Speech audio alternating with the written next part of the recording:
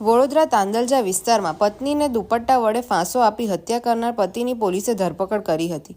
પતિ અને તેના પરિવારજનોએ હત્યાના બનાવને કુદરતી મોતમાં ખપાવવાનો પ્રયાસ પણ કર્યો હતો.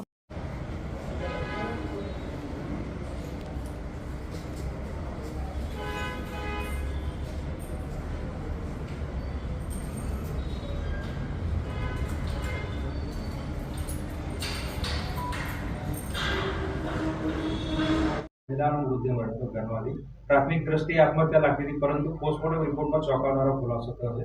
આખી ઘટના કઈ જગ્યા પર બની અને શું ઘટના હતી, કઈ રીતે ખુલાસો? જે ફરિયાદી છે એમના જણાવ્યા મુજબ કે એમના જે દીકરી છે એમનું મૃતદેહ છે જેપી પોલીસ સ્ટેશન વિસ્તારમાં, તાંદલજા વિસ્તારમાં, એકતાનગરમાં શંકાસ્પદ હાલતમાં મળી આવ્યો હતો. શરૂઆતમાં જ જે તે દિવસે છે અનનેચરલ ડેથ દાખલ કરી અને રાત્રે જ પીએમ માટે મૃતદેહને છે પીએમ રૂમમાં મૂકી દેવામાં આવ્યો હતો. શરૂઆતમાં જે સિમ્ટોમ્સ જણાતા હતા કે એને કોઈ પણ જગ્યાએ થ્રોટ છે એ બેસી ગયેલો હોય એવું બહારથી દેખાતું નહોતું અને બીજા કોઈ સિમ્ટોમ્સ એવા લાગતા નહોતા કે એનું કોઈક સ્ટ્રેંગ્યુલેશન થયું હોય. તો પછી પીએમ રિપોર્ટ કરતાં પીએમમાં જાણવા મળેલ કે એનું સ્ટ્રેંગ્યુલેશન જ થયેલું છે અને ગળું ઘોટાવાના કારણે એનું મૃત્યુ થયેલું છે. તો એ પછી એના જે વાલી છે એની ફરિયાદ લઈ અને 103 મુજબની ફરિયાદ લઈને આગળની કાર્યવાહી કરવામાં આવેલ હતો. સર, એમના લગ્ન ક્યારે થયા હતા અને શંકાની વાત છે કે પત્ની પૂછપરછ દરમિયાન જે આરોપી છે એનો પૂછપરછ દરમિયાન જાણવા મળેલ હતું કે આ જે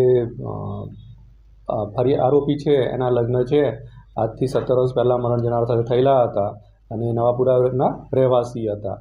અને આ જે પતિ છે સતત શંકાશીલ હતો કે ભાઈ આ મારા વાઈફ છે એમનું કોઈ જગ્યાએ કંઈક ચાલી રહ્યું છે એવી શંકાને કારણે કે એને આડા સંબંધ હોવાની શંકાને એને સતત શંકા રહેતી હતી. અને કાલે તે દિવસે પણ એને લઈને એની બોલચાલ થઈ હતી અને આવેશમાં આવી જઈને આણે એનું દુપટ્ટાથી ગળું ઘોટીને મૃત્યુ નિપજાવેલ હતું.